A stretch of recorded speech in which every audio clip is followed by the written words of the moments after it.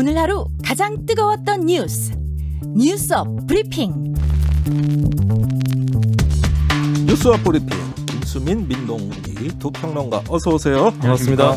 예, 첫 번째 평론가는 죄송합니다. 소식은 민동기 평론가가 전해주셔야겠는데 지금 국회 상황이 어디까지 진행돼 있습니까? 지금 박병석 국회의장이 잠시 뒤인 7시에요. 국회 예. 본회의를 소집을 한 상황이거든요. 네. 김부겸 총리 후보자 임명 동의안 표결을 위해서 이제 본회의를 개최할 것으로 보이는데 네. 더불어민주당이 단독으로 아마 김 후보자 인준안을 처리할 것으로 일단 예상이 되고 있습니다. 네. 일단 더불어민주당 입장은 이렇습니다. 일단 박준영 후보자 있지 않습니까? 네. 해수부 장관 후보자가 자진 사퇴를 했기 때문에 야당과 국민이 요구하는 그런 요구를 충분히 우리는 반영을 했다. 그렇기 때문에 이제는 총리 후보자를 인준을 해야 된다. 네. 이런 입장인 반면에 국민의힘 쪽에서는 지금 박준영, 이매숙 후보자 두 후보자에 대해서만큼은 부적격자다. 그래서 네. 다른 사람을 선정해야 된다고 요구를 했지만 그 뜻이 받아들여지지 않았다. 예. 아마 좀 이렇게 좀 부정적인 입장을 밝혀가지고요. 예. 본회의가 처리가 된 이후에 아마 강대강 국면이 더 강화될 것으로 예상이 되고 있습니다. 표결은 지장이 있을까요? 국민의힘이 물리적 저지를 안 하고 그냥 불참한 가운데 여당 단독 처리를 할 가능성도 있지 일단 않습니까? 양당이 전 국회의원들에 대해서 소집을 한 상태거든요. 예. 그래서 일단 전운이 감독긴 하는데 물리적 충돌은 사실상 어렵죠. 그렇죠. 국회 선진화법이 있어서 물리적 맞습니다. 충돌은 처벌을 하게 돼 있습니다. 네, 그러면 아마 단독 처리는 가능한데 그 진행 양상은 오늘 뉴스업 진행 중에도 들어오는 소식이 있으면 전해드리겠습니다. 자, 아까 말씀하신 대로 박준영 해수부 장관 후보자가 결국 사퇴했네요. 박준영의 희생 플라이로 제가 키워드를 잡아봤는데요. 희생 플라이? 그거 네. 좋은 건데. 예, 야구에서는 희생 플라이 좋은 작전 아닙니까? 좋은 작전이긴 한데 네. 이게 계속 작전이 먹혀가지고 득점을 해야 좋은 거 아니겠습니까? 예. 그건 일단 상황을 좀 봐야 될 것 같고요. 몇 타점이 나오느냐가 중요할 것 같아요. 그렇습니다. 예. 네. 일단은 진루가 목적이에요. 홈 들어오는 건 나중 문제고. 예. 계속하세요. 일단 사퇴 입장문을 냈는데요. 아무래도 자신의 배우자가 영국산 중고 도자기 그릇을 반입한 것 이것 때문에 좀 여론이 좋지 않지 않았습니까? 네. 여기에 대해서 다시 한번 사과를 했습니다. 그래서 공직 후보자로서 높은 도덕성을 기대하는 국민의 눈높이에 맞지 않았다는 점은 부인을 하기 어렵다. 모두 자신의 불찰이다. 다시 한번 깊은 사과의 말씀을 드린다. 이런 입장을 내놓았습니다. 예, 본인의 입장은 알겠습니다. 뭐 충분히 반성하는 입장인데 이게 다 청와대하고 조율된 어떤 그 당청이 다 조율된 입장으로 봐야 되겠죠? 조율이 됐기 때문에 나온 입장 아니겠습니까? 네. 특히 그 고용진 민주당 수석 대변인이 기자들과 오늘 만났는데요. 계속 청와대와 여러 경로로 소통을 해왔다 이런 입장을 밝혔고요. 네. 비슷한 시기에 청와대 관계자 역시 기자들에게 이런 얘기를 했습니다. 그러니까 인사권자로서 종합적으로 판단해 내린 결단이다. 네. 그러면서 총리 후보자와 나머지 장관 후보자 2명에 대해서는 청문 절차를 조속히 완료해달라 이렇게 요청을 했는데요. 네. 이 얘기는 무슨 얘기냐면 더 이상의 낙마 후보는 없다. 그러니까 빨리 그 김부겸 총리 후보자에 대한 인준 표결 이거 완성을 해달라. 예. 이런 입장인데요. 한 가지 좀 여기서 좀 관심이 3명의 후보자 중에 왜 박준영 후보자가 낙마 대상으로 지정이 됐는가? 아하. 이 부분이 좀 관심인데요. 그러게요. 지난 그 취임 4주년 그 기자회견을 갖지 않았습니까? 문재인 대통령이. 예. 그때 이런 얘기를 했습니다.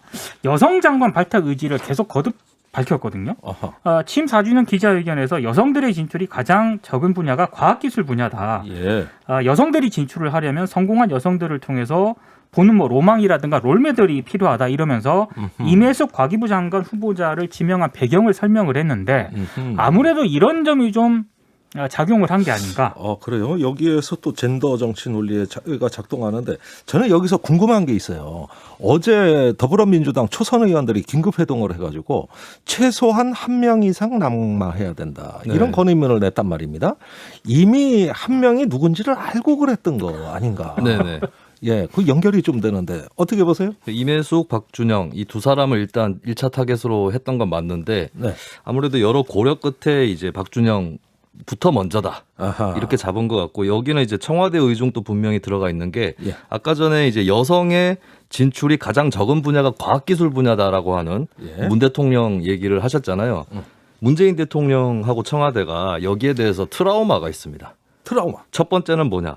정부 출범 직후에 과학 기술혁신본부장 차관급이죠. 예. 여기에 순천대 박기영 교수를 처음에 그렇죠. 임명을 했었는데 예. 황우석 사태 때 처리를 잘못했다. 아하. 이 이유로 낙마를 했습니다. 낙마했고. 예, 사실 박기영 교수는 문재인 후보가 대통령 후보일 때부터 그 캠프에서 과학기술 정책을 총괄했던 중책을 맡았던 인사거든요. 예. 그런데 그 낙마했으니 상처가 컸겠죠. 그렇죠. 그 인사를 그렇죠.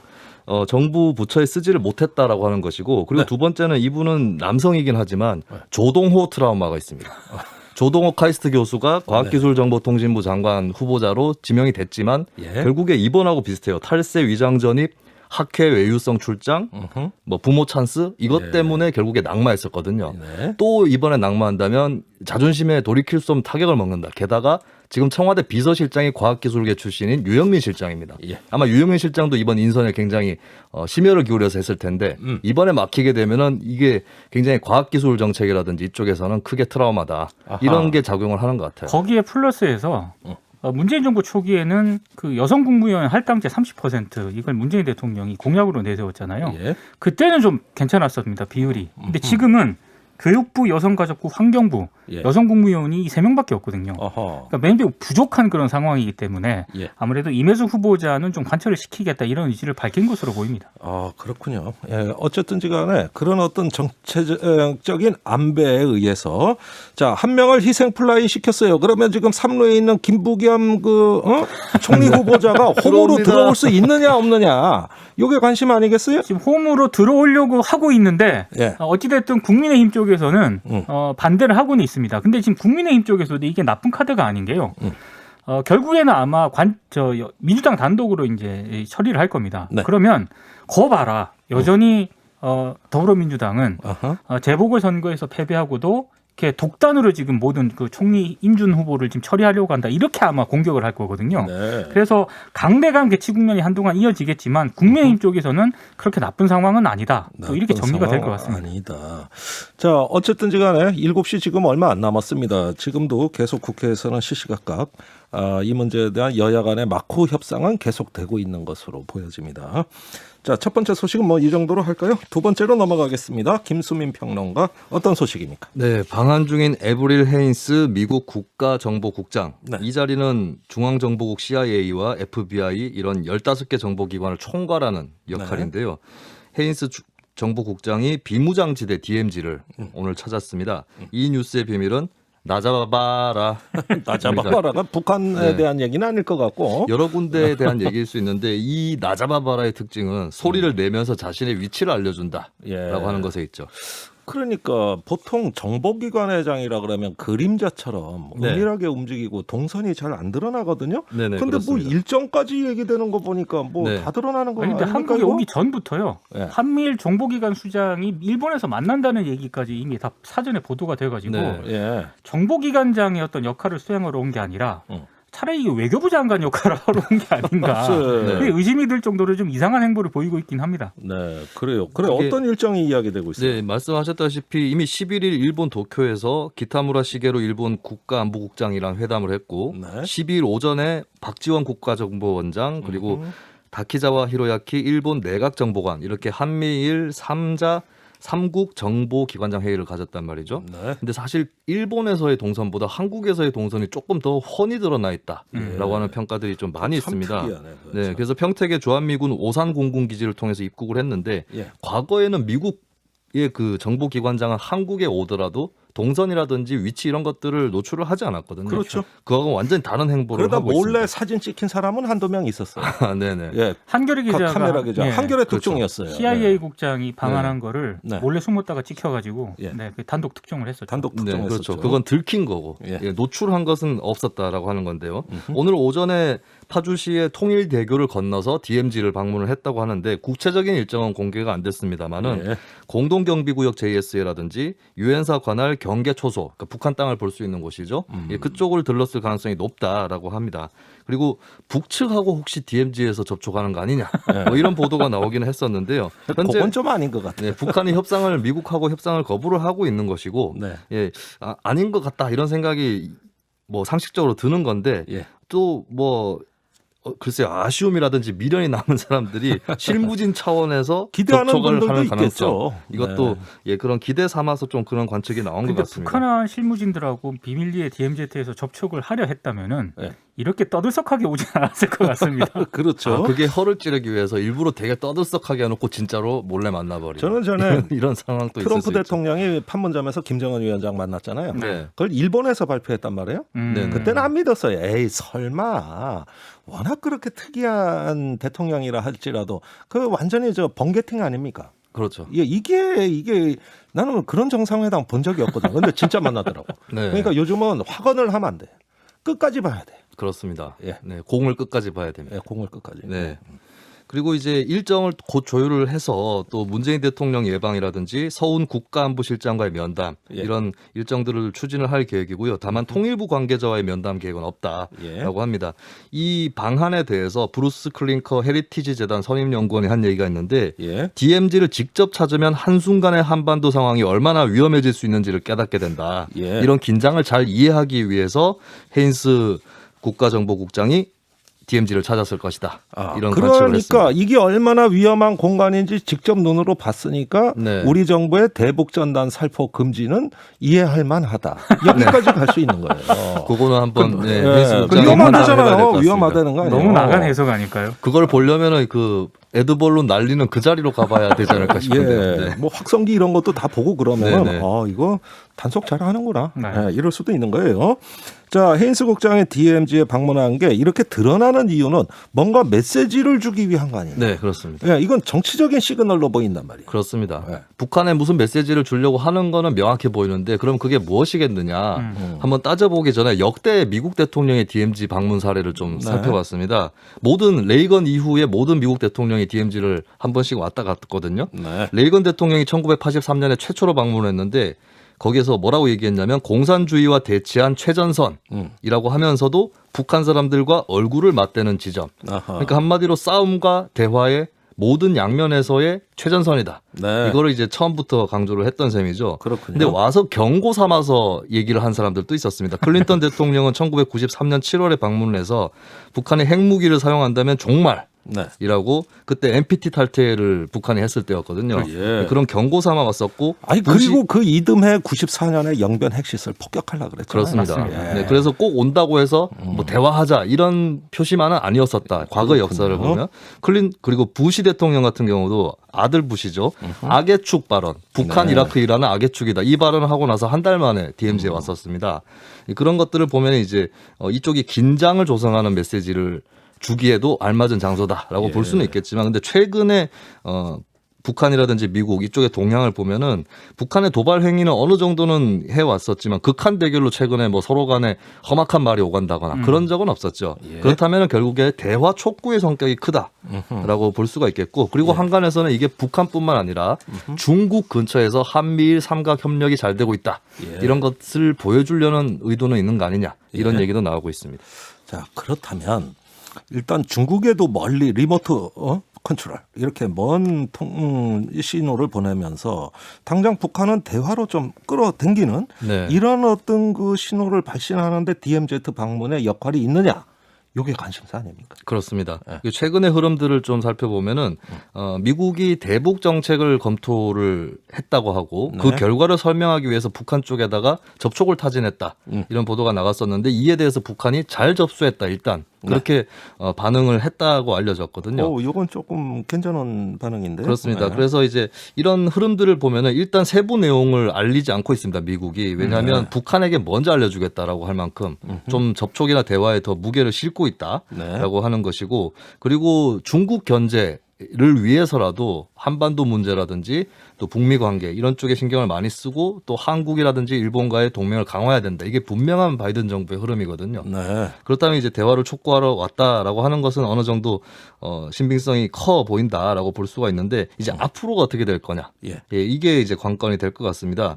현재로서는 북한이 미국이 대조선 적대 정책을 철회하지 않는 이상은 접촉 시도는 무시한다라고 예. 하는 것이 방침이긴 한데 접수한다. 예. 뭐 이런 반응을 했고 이번에 DMZ에서 또 미국이 의사표시를 어느 정도 했다고 본다면 예. 이제 북한으로 공이 넘어간 것이 아니냐 적극적으로 검토할 차례가 됐다. 근데 문재인 볼수 대통령이 있겠습니다. 한미 정상회담을 하러 5월 21일에 미국 가지 않습니까? 예. 근데 그 전에 아무래도 미 정보국장 수장이 와서 예. 새로운 대북 정책이라든가 이런 부분들에 대해서 분명히 디테일하게 설명을 할 것 같고요. 어허. 그리고 이제 한미 정상회담 자리에서 예. 북한을 어떻게 협상 테이블로 끌어낼 것인가 이 부분에 대해서 아마 긴밀하게 좀 논의가 이루어지지 않을까 사전 싶어요. 조율 의미가 있네요. 그렇습니다. 예.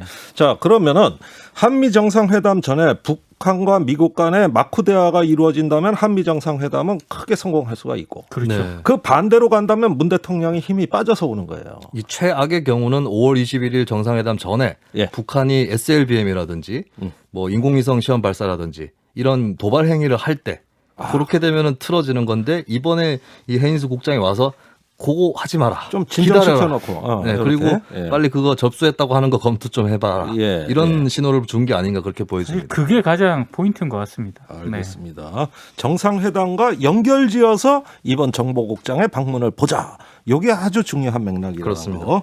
자, 세 번째 뉴스로 넘어가겠습니다. 우리 민동기 평론가. 일론 머스크 얘기를 좀 해볼까 하는데요. 일론 머스크. 네, 머스크 당신이 진짜로 원하는 건 뭘까? 음. 네, 이런 질문을 좀 드리고 싶습니다. 네, 어떤 이야기일까요?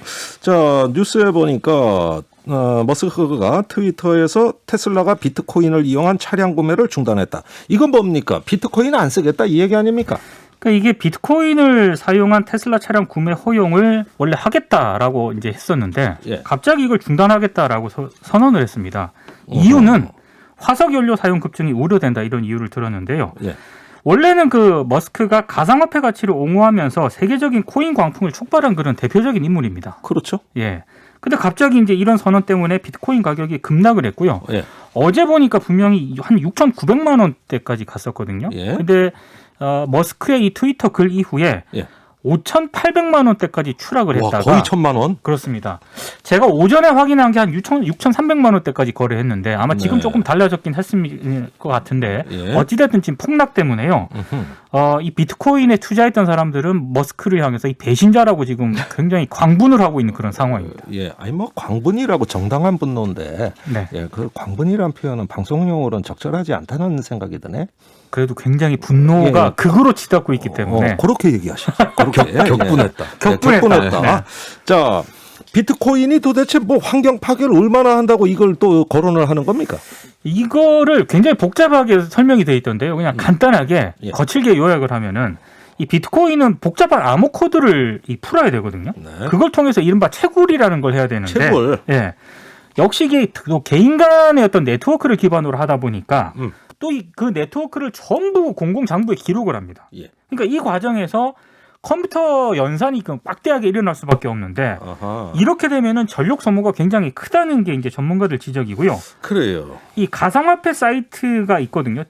디지코노미스트라는 그 사이트가 있는데 여기에 네. 따르면 비트코인이 소비하는 전기 에너지가 칠레 전력에서 사용하는 전력 소비량하고 거의 맞먹는 수준이라고 하니까 엄청납니다. 어마어마한 엄청나요. 그런 수준인데요. 예. 원래 그 비트코인 채굴을 위한 전력 소비가 기후 위기를 앞당긴다는 지적은 계속 제기가 되었습니다. 지금 뭐 이혼 문제 때문에 굉장히 곤혹을 치르고 있는 빌 게이츠만 하더라도요. 네. 이 문제를 계속 지적을 하기도 했었는데, 근데 이제 머스크가 갑자기 비트코인 결제 허용 중단을 선언을 하면서 파문이 굉장히 확산이 되고 있습니다. 아니 그러면 2달 전에는 또 비트코인 사용하겠다는 건 또 뭐고 지금 와서 안 하겠다는 건 또 뭐고 거기서 뭐 새롭지도 않은 환경 기후 위기 얘기가 또 왜 나오냐 이거예요. 그러니까 머스크의 이 변덕은 저도 이제 종잡을 수가 없는 그런 상황인데요. 예. 이런 생각을 한번 해봤습니다. 그동안 이 문제를 머스크가 과연 몰랐겠는가? 네. 저는 알고 있었다라고 생각을 하는데 예. 그럼 갑자기 환경 문제를 각성하고 자신이 트위터에 글을 올렸을까? 그건 좀 아닌 것 같고요. 예. 원래 그 머스크가 좀 종잡을 수 없는 행보를 보여왔습니다. 네. 도지코인 그 또 다른 가상화폐 도지코인과 관련해서도 굉장히 뛰었다가 사기라고 했다가 예. 종잡을 수 없는 그런 발언을 했었거든요. 어허. 근데 아무튼 머스크는 지금 배신자라는 비난을 받고 있는 그런 상황인데 예. 이제 관심은 그러면 비트코인의 전성시대는 끝났는가? 이게 핵심 아니겠습니까? 예. 단정을 하기는 좀 이른 것 같습니다. 아하. 왜냐하면 머스크가 테슬라 이 뭐 비트코인 사용을 중단한다고 선언을 하긴 했습니다만 채굴이 보다 지속 가능한 에너지로 전환되는 즉시 비트코인을 거래에 사용을 할 것이다. 그리고 자신이 보유한 비트코인은 팔지 않겠다. 이렇게 입장을 밝혔거든요. 예. 그러니까 여전히 비트코인에 대해서 결제 여지를 열어두고 예. 대안화폐 모색에 나서겠다. 아하. 이런 이제 해석을 한 거, 이렇게 해석이 좀 가능한 그런 대목인데, 네. 근데 전문가들은 이 비트코인에 대해서 투자하는 거 조금 조심하라고 지금 제언을 하고 있습니다. 아하. 왜냐하면 어떤 암호화폐가 에너지를 적게 소모하는지 예. 이 머스크가 구체적으로 언급을 안 했거든요. 그러니까 머스크가 지금까지 이 가상화폐와 관련해서 한 발언을 보면은 굉장히 즉흥적이고 예. 모호한 데다가 굉장히 또 이중적인 화법을 구사를 해왔습니다. 아, 그래요? 그렇기 때문에 예. 비트코인에 대한 투자는 역시 신중해야 된다라고 하는 게 전문가들 지적입니다. 자, 여기서 이 머스크의 진정한 의도가 뭘까? 내 말 한마디면은 비트코인 가격이 결정된다. 등락에 나는 영향을 네. 줄 수 있는 절대적 존재다. 이렇게 해서 가격 결정을 주도하려는 이니셔티브? 뭔가 이런 어떤 그 이게- 존재 위치 회복 아닐까요? 방송용으로 적절한 단어인지는 모르겠는데요. 예. 그런 얘기가 있습니다. 어.